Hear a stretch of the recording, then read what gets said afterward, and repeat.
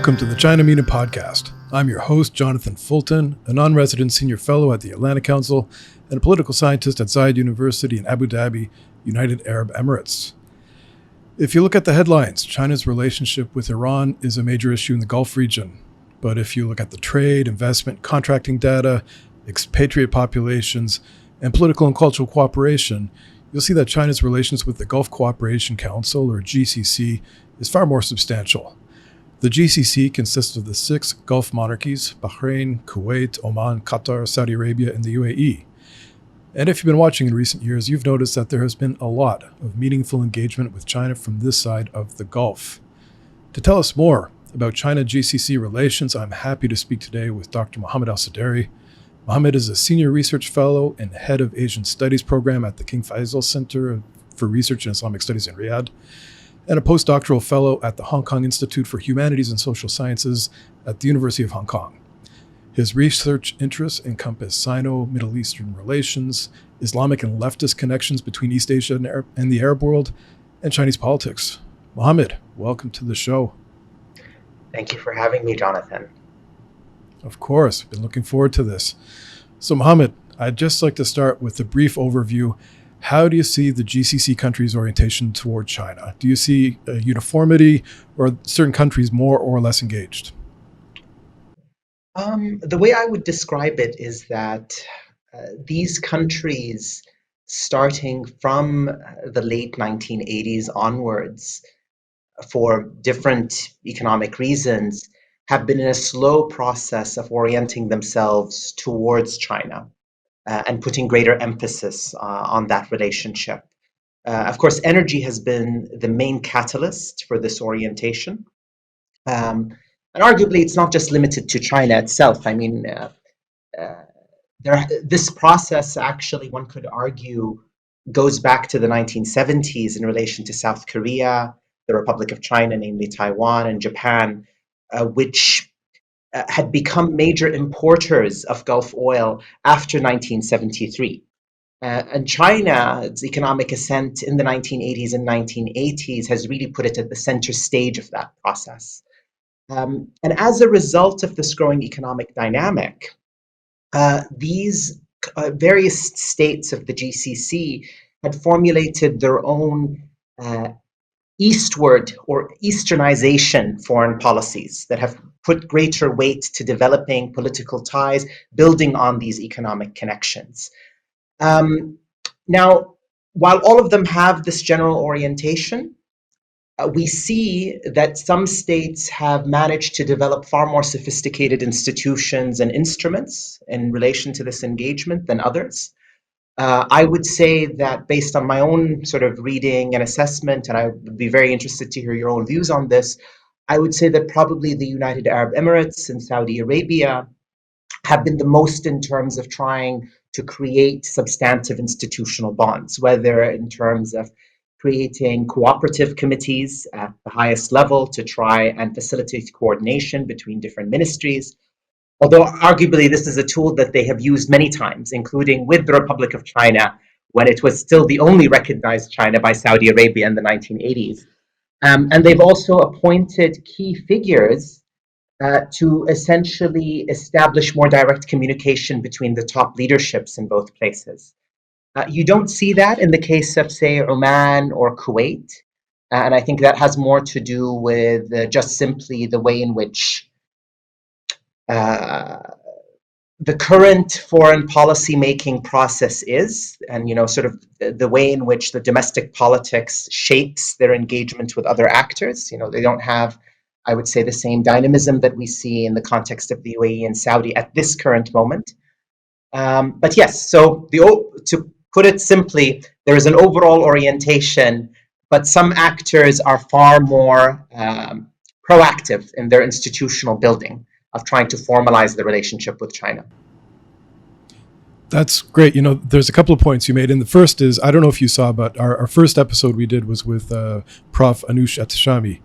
And that was one of the points he was talking about, was that this isn't just a matter of China and Gulf countries, or China and Iran in his episode, but a broader Asianization or Easternization process where you see these dynamic economies and societies all coming together. in a lot of meaningful ways. So I think, yeah, you're right. This does seem to be part of a bigger story. And I do agree with your assessment. I think the Saudi and the Emirati side certainly seem to have been the, I don't know if you'd say the early adopters or the bigger players in engaging with China. And I think you see that from China's side too. When China uses this partnership diplomacy, those two countries are at the highest level. And I think that's because Saudi Arabia offers a lot more to China, with its energy relationship, of course, its enormous economy, but also its central role in global Islam, and its geographic endowments. Having the Red Sea and the Gulf coastlines is a pretty unique attribute. And the UAE, with its logistics hub and its very dynamic and globalized society, these two countries seem to offer a lot more to China in the region than the other countries you mentioned. So I would agree. I think that's where you see the bigger engagement. Yeah, although I would say that, it's interesting when you think of it historically, because Kuwait and Oman, among the GCC states, were the earliest to normalize diplomatic ties with China. And in fact, if you look at the types of engagement that were taking place in the context of GCC China relations, they were the most active actors. I mean, there's a lot, I think, that needs to be done in terms of looking at what Kuwaiti institutions, Kuwaiti companies were doing. I mean, they were putting a lot of money into the early infrastructural developments in China, the early charity outreach and Islamic outreach in the Chinese context. A lot of the big iconic cultural events and engagements between two sides were in fact, carried out by Oman, right? Like, for example, the very famous vessel that had gone from Oman and traveled all the way, or journeyed all the way to Guangzhou in 1981, was done as a way to symbolize sort of the civilizational engagement between China and the Arabian Peninsula. So it's interesting to see how different actors phase out and new actors really come to the fore.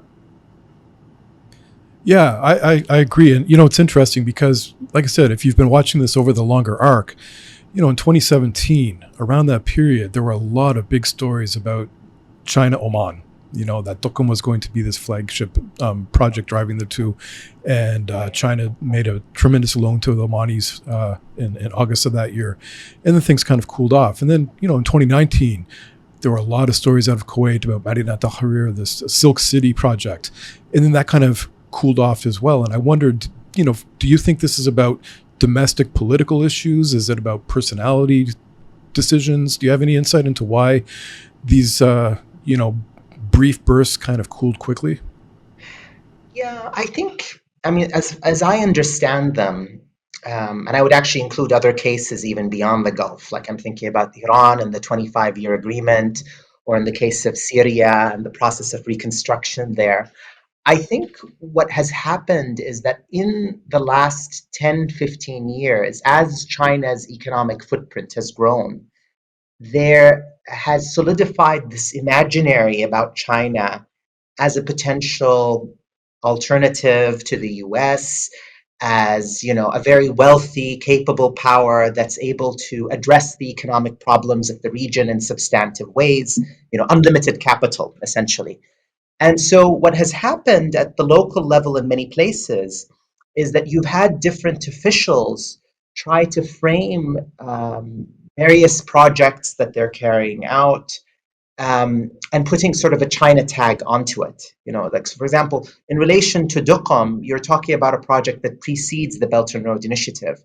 And the same actually is applicable for Silk City in Kuwait. I mean, that's sort of a renaming that they have done to repackage it and sell it to Chinese actors, right? And then they've invited the National Development and Reform Commission to come in and to visit, and they've invited Chinese companies.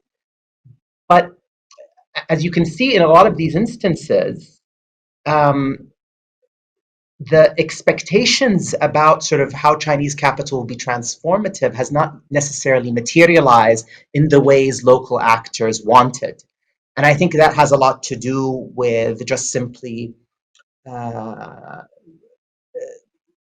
lot of people buying in too much into the narrative about China's sort of economic role in the region, right? And the realities of Chinese capital. I mean, most Chinese investment globally, if you look at pre-COVID, was something to the tune of around 130, 150 billion US dollars a year. The vast majority of that money was going to OECD countries. I mean, the Middle East and African states were only capturing something in the realm of 2 to 3%.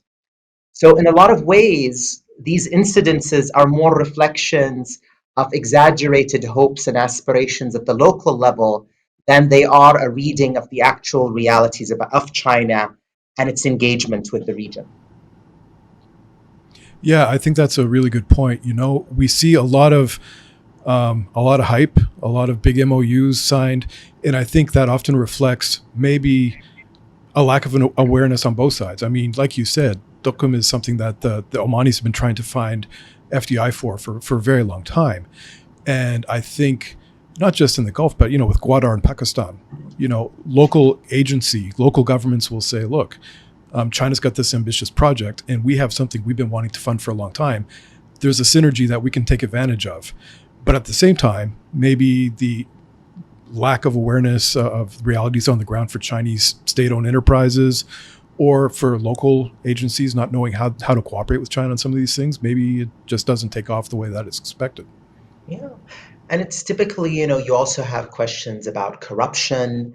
There are also calculations about profitability that may impede Chinese actors from entering into these projects.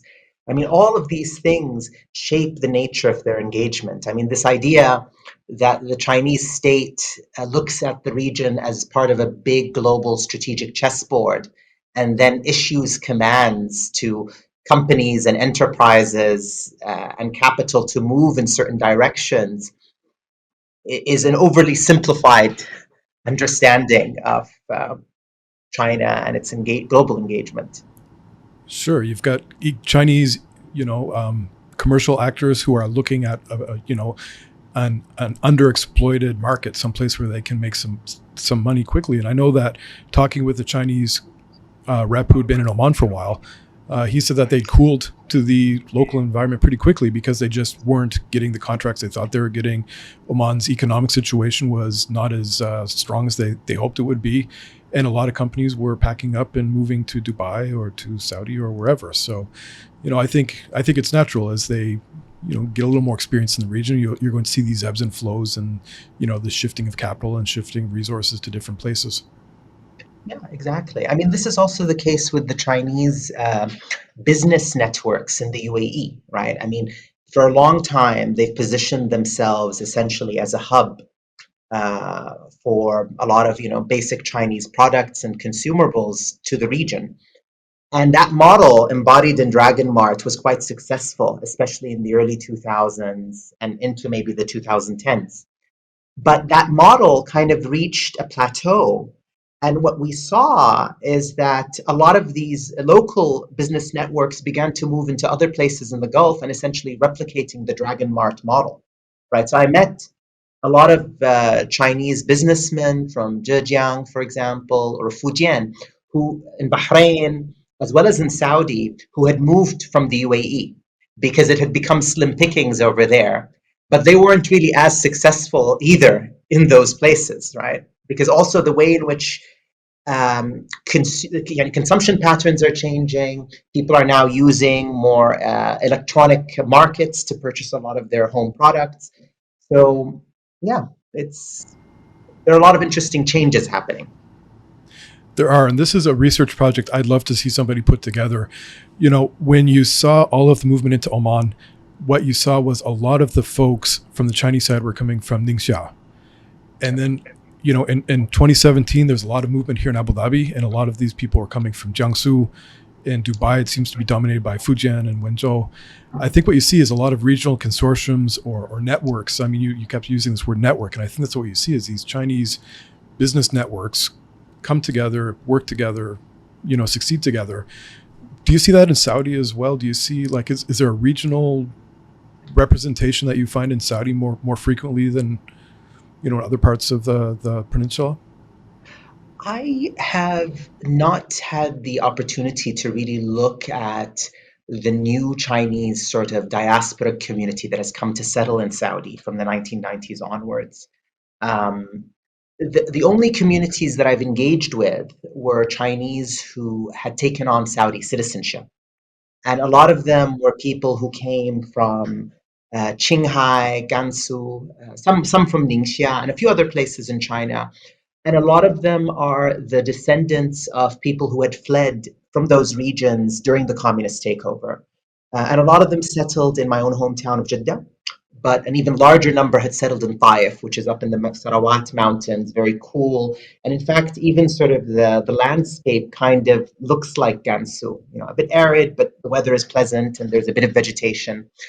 And these, communities from the late 1980s and into the 1990s, as normalization was picking up, they were, given fast track visas to revisit their relatives in the Northwest. Some of them entered into business and, sort of acting as middlemen traders between China and Saudi. But I think, their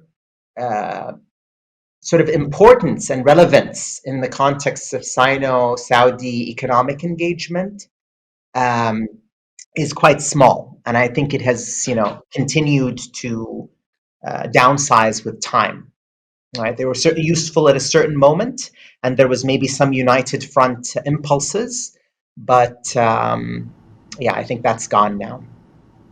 So when I was doing my PhD, I read about these, this Chinese community in Jeddah, and these classic works by Lillian Craig Harris and Yitzhak Sichor had written about them, but I didn't realize that you'd actually spent time talking with these people. I mean, are they fully assimilated Saudis now, or do they still maintain kind of a deep Chinese identity? Well, there's a great scholar by the name of Dr. Janice Heju Jeong, a Korean scholar who had gotten her PhD from Duke University, and she did field work actually on the Chinese community in the Hejaz. And I'm hoping, and in fact I do believe, that she is converting her thesis into a book soon. But she was very kind enough to introduce me to a lot of these people because she had done extensive field work and interviews.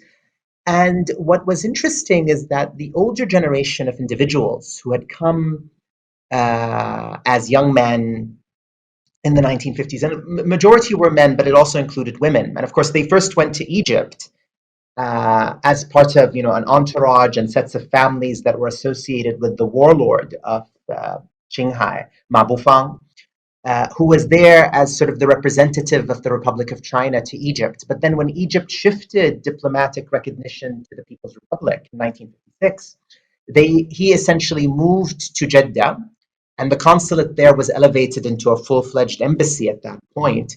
He became the the ambassador to Saudi Arabia for the Republic of China. And he continued actually to hold that position until 1961. There was a bit of a scandal, and he ended up taking Saudi citizenship. So the people from his generation, a lot of them didn't really pick up much Arabic.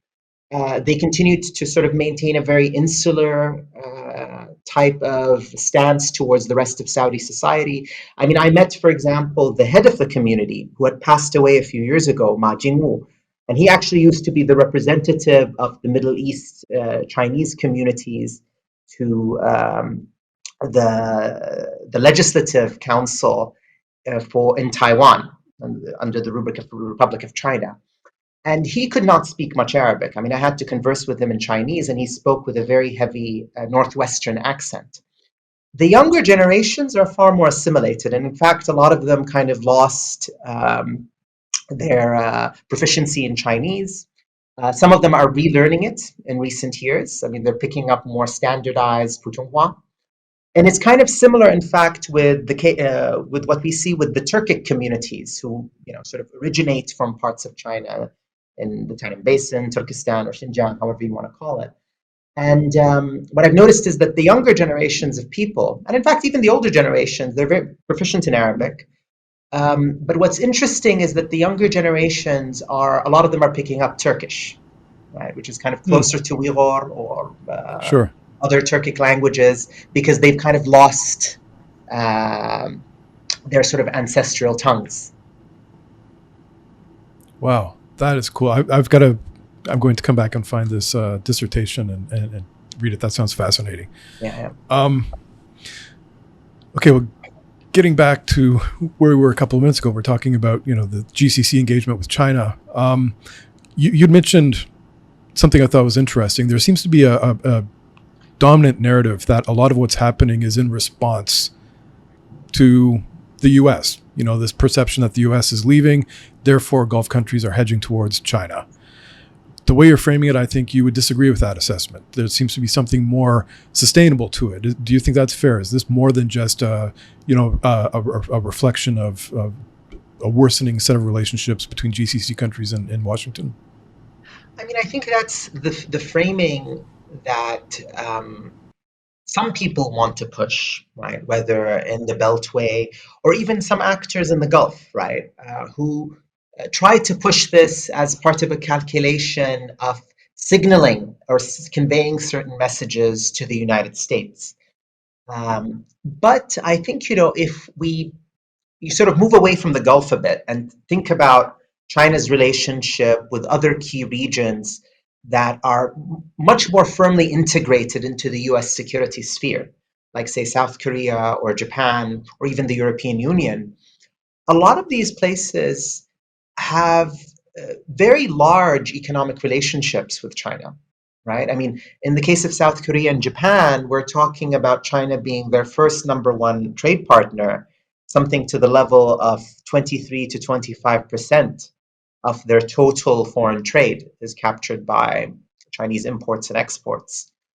So, the Gulf's economic engagement with China is it's very difficult to read it as somehow directed against the United States. And even in sort of the critical arenas that US officials tend to focus on, the technological realm or the military security realm, the key sensitive technologies, the cutting edge technologies, the key armaments are still obtained from the United States or European actors, right? I mean, we can talk a bit more about the technology aspect, which kind of sort of unpacks this a bit.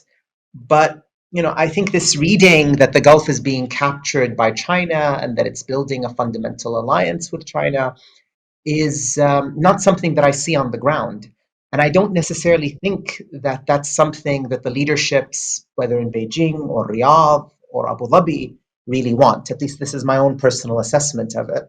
I don't know what you think about that. No, I agree. I think that this great power competition narrative really misses a lot. I think that when people in Washington or in Beijing look at a place like the UAE or Saudi, they often see, their own reflections. They see themselves competing. That these countries are chess pieces on a chessboard kind of thing. And I think that's not the case. I don't think the binary is really reflects what countries see as their options. I don't think that being here in Abu Dhabi, there have been countless examples of different officials saying, we don't like this strategic competition narrative. We don't feel we have to choose. It's not a matter of US gives us, the security relationship and China gives us an economic relationship. Because there's a lot of other countries too, right? I mean, this is something that keeps getting missed out on.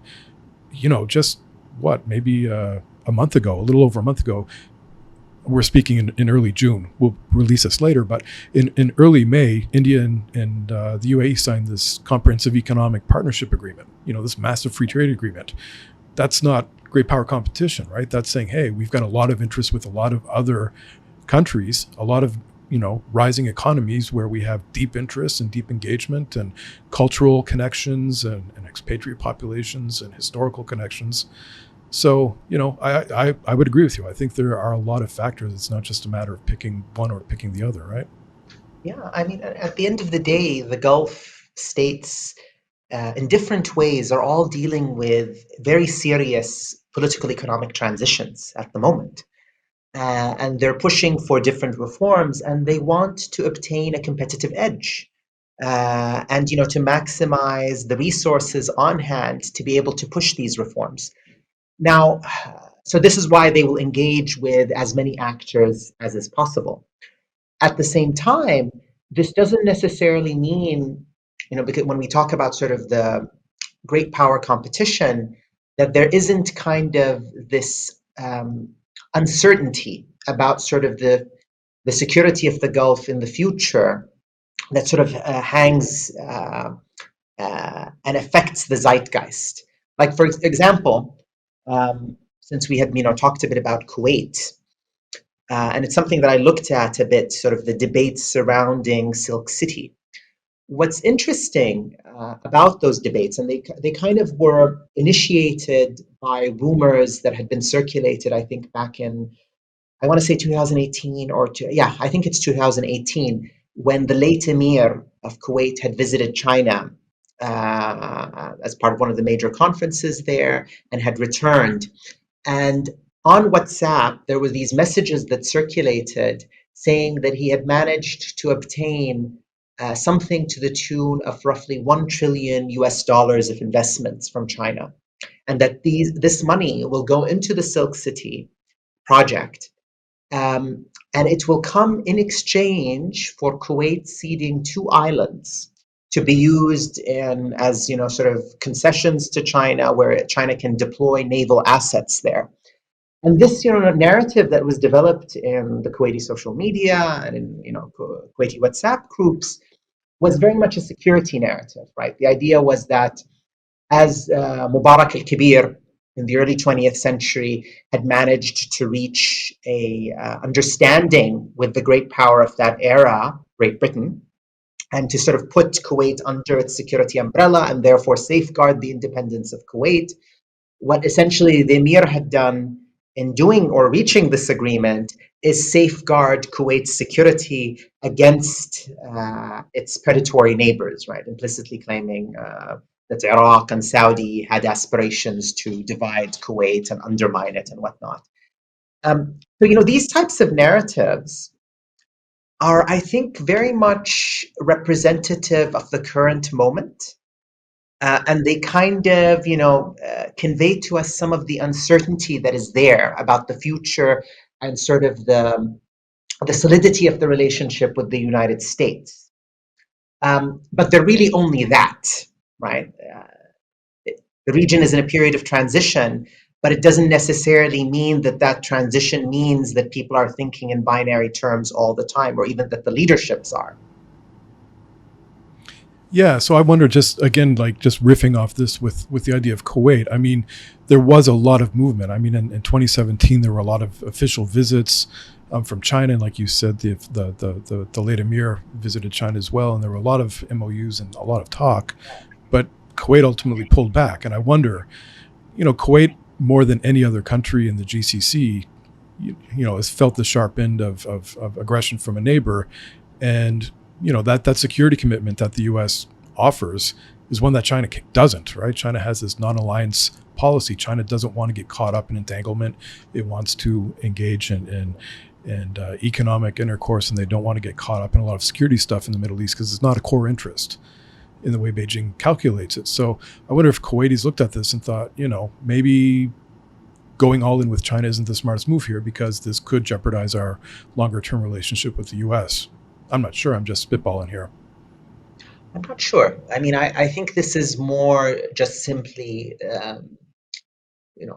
popular perceptions of what China is. And you also see it in the media commentary about China, whether in Saudi or the United Arab Emirates, sort of over-exaggerating China's capacities and what roles it could play in the region, whether militarily or economically. I think, what the story of Kuwait in relation to China and Silk City is more of a domestic story. That is to say, the officials who were interested in realizing the project were kind of sidelined. The project itself went through a lot of bureaucratic reshuffling. There was also the problem of a political deadlock about the project, since there was a lot of local business elites who were opposed to it because they kind of saw that if there was room given to Chinese enterprises, it might undermine their own hold over certain segments of the Kuwaiti market. So there's a lot of dynamics that went into it. And the security aspect was, I think, not considered at all. Um, Now, whether China's sort of security relationship with the region as a whole is going to undergo change in the next 10, 20 years, I think is open to speculation. What I think might happen is perhaps the conclusion of agreements similar to some of the ones we've seen in the Pacific nations and other contexts, where there's going to be a lot more engagement in terms of police training. I mean, this is also happening in many African states. Some more intensified military exchanges. Certainly, the more interesting types of engagement that I've seen in the last few years has been China's willingness to participate in a lot of fora, which in the past it has never really exhibited much interest in engaging with. For example, the OIC, the Organization for Islamic Conference. And now they have the ambassador of China to Saudi Arabia is also the representative of China to the OIC. And I think this has more to do with their adjustments that have come as a response to fears about losing public opinion as it relates to Xinjiang since the crisis had emerged in 2017. But I don't necessarily, again, as I said earlier, I don't see any fundamental rethink about China's security relationship with the region, whether in terms of the thinking in Beijing or in terms of local capitals. Yeah. The security stuff is interesting, but you mentioned public perception at a couple of points. And I think this is interesting because I've said in other episodes, when the subject of China comes up in my class, which is all the time,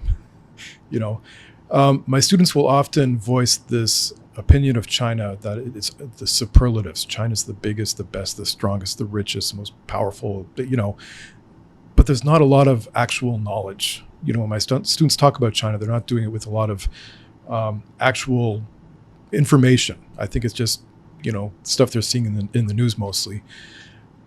What we're talking about is a lot of government to government relations, these in security sphere, or investment or development.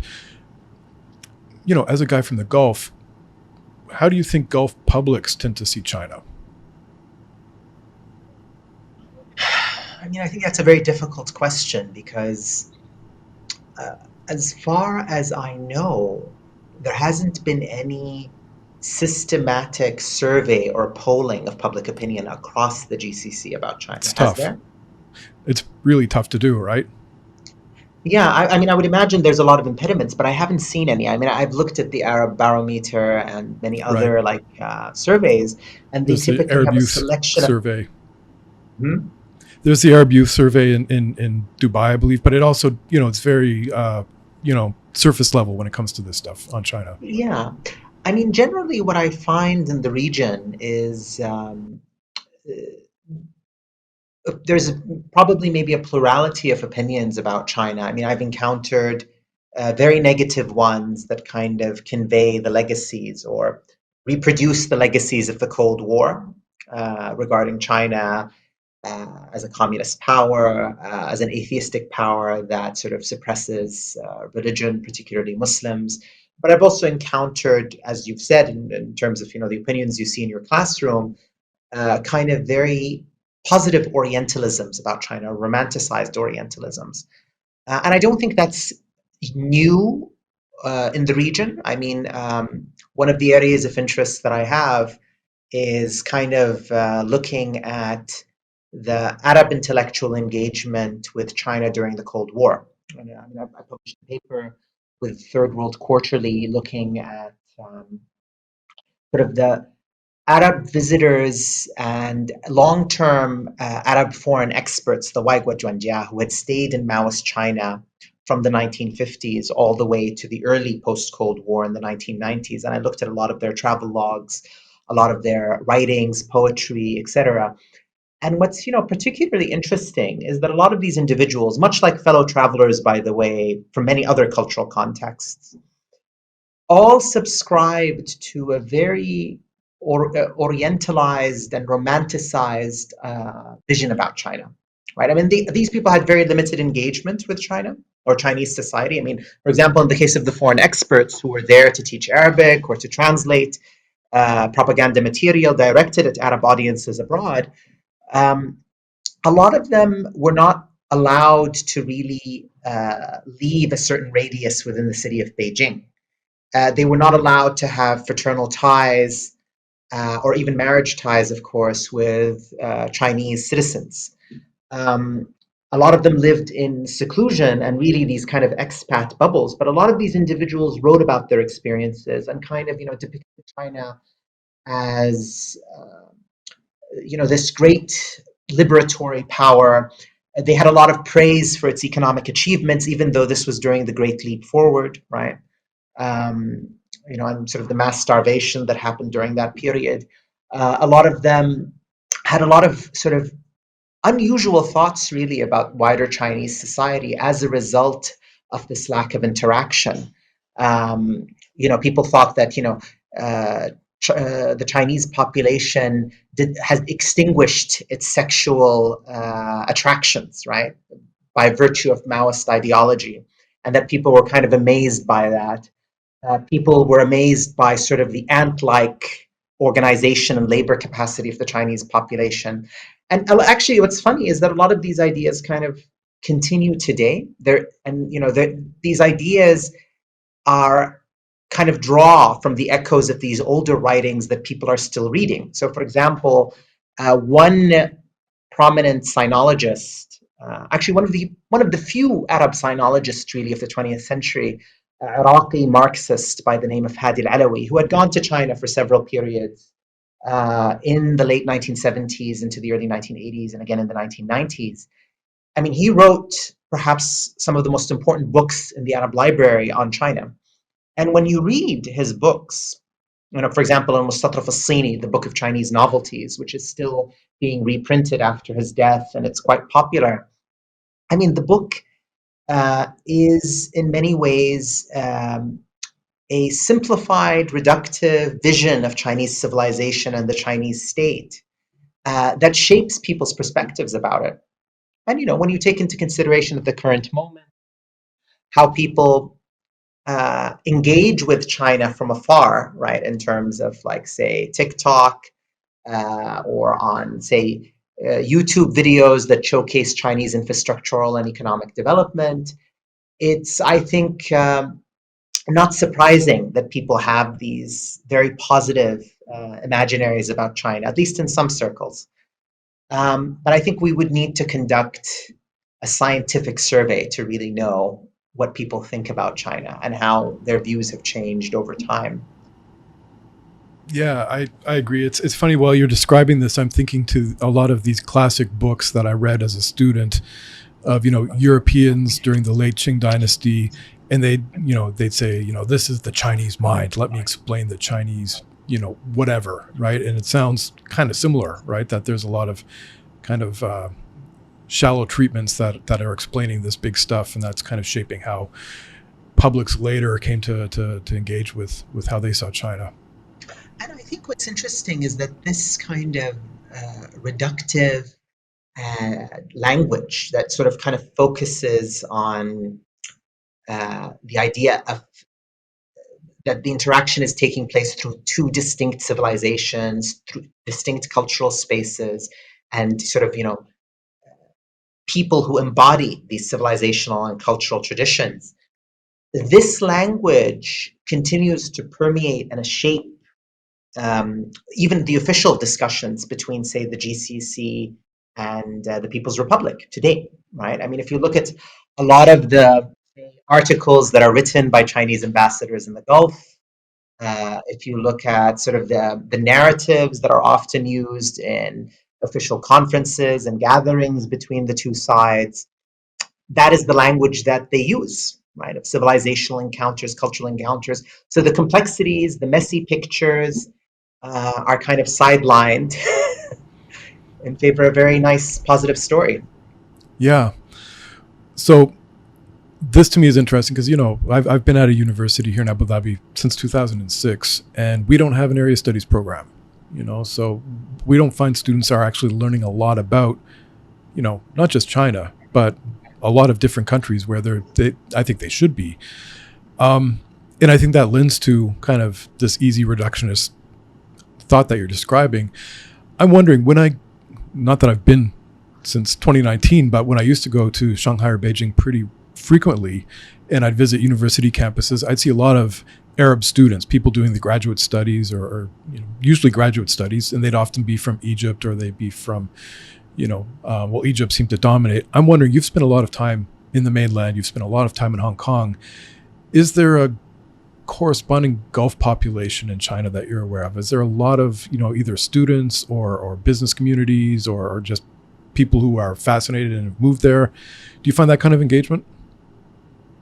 Um, I mean, the Gulf population, and when we say really Gulf, we're really talking about Saudi population in terms of, a presence that has kind of a numerical visibility, um, had been growing steadily since the the 2000s. I mean, before that, there were some people who ended up coming in the late 1990s. I mean, I spoke to some of them, and they would mention stories about how when they ended up in China, the embassy would ask them, "Why are you here?" Right? It's like, and they had obtained official government scholarships from China to come. But from the mid 2000s onwards, under the umbrella of the King Abdullah Scholarship Program, there have been growing influxes of people coming to China from Saudi Arabia, um, something to the tune of almost 300 students per year. I remember when I was kind of asking around about the data in relation to the number of students back in 2012, the cumulative number of Saudis who had come to China was something at around 1,400 students. And I think that number had also grown and accumulated to probably a few thousand. Now, there had been disruptions in the last 2 decades in terms of the number of students coming in, because I think multiple GCC states, for example, had banned students from going to China to study medicine because there were disagreements about sort of the number of years that they could take in China. And there was a lot of uncertainty about the quality of the testing there. But um, the, the Saudi population was mostly that comprised of students, and a lot of them, a third were based in Beijing, another third were based in Wuhan. There was a perception of Wuhan as being a city for families. Saudi businessmen and whatnot, I haven't seen that many who had settled in China long term. Usually, the Arab communities that had emerged in China and were quite sizable up to maybe 5 years ago in places like Guangzhou, Yiwu, and maybe even to a lesser extent Shenzhen, a lot of them were from Iraq, for example, a lot of Kurds actually, in fact, from Iraq. Um, there was a short-lived Syrian influx after the start of the civil war. There was a lot of Sudanese who come and go, but and also a lot of Yemenis. In fact, actually, the head of the Arab community in Guangzhou for a while was from Hadramaut, which is very much in line with the stereotype about Hadramis, right? Very good, very well positioned with business. Um, but yeah, I mean, it has grown with time, and in fact, a lot of the graduates from China, that is to say, Saudis, have already come back to the country over the last 5, 7 years. Um, I think they've kind of struggled, some of these graduates, to really kind of utilize their skill sets, especially their Chinese language fluency, to really be able to find suitable jobs. I mean, I've heard from some of them, they had gone down to Jazan and other places that had been kind of presented as key projects of Sino-Saudi cooperation. But what happened in a lot of instances is that Chinese companies were kind of hesitant to really recruit and hire Saudis, even those who could speak Chinese, at least in terms of giving them substantive jobs. Um, but yeah, there has been a growing presence, but whether it had affected a change, because I guess that was in relation to the first part of your question about area studies and understanding China, whether this has really contributed to a better understanding of China is an open-ended question, because a lot of the people, as far as I know, who had gone to China were people who went into different STEMs fields or studies or business. So very few had gone into the humanities, which is quite an interesting difference from the older generation of Arabs, particularly Palestinians or Syrian Palestinians who I met, who had gone to China in the late 1960s, 1970s, all of whom had studied, things like Chinese literature, history, and had gotten PhDs. Mm-hmm. That's really interesting. Well, look, Mohammed, this was really cool for me. I really enjoyed this. Especially when you're talking about this Chinese community in Jeddah, is something that's really kind of captured my imagination. I definitely want to learn more about this. Okay, well, Mohammed, thanks so much for this. This has been really enlightening. I really enjoyed this. I'm sure our listeners are going to get a lot from this as well. To our audience, thank you so much for joining us. Follow us on our social media page, subscribe and rate us on iTunes, Spotify, Stitcher, or wherever you get podcasts. And I'll see you in our next episode. Thank you very much.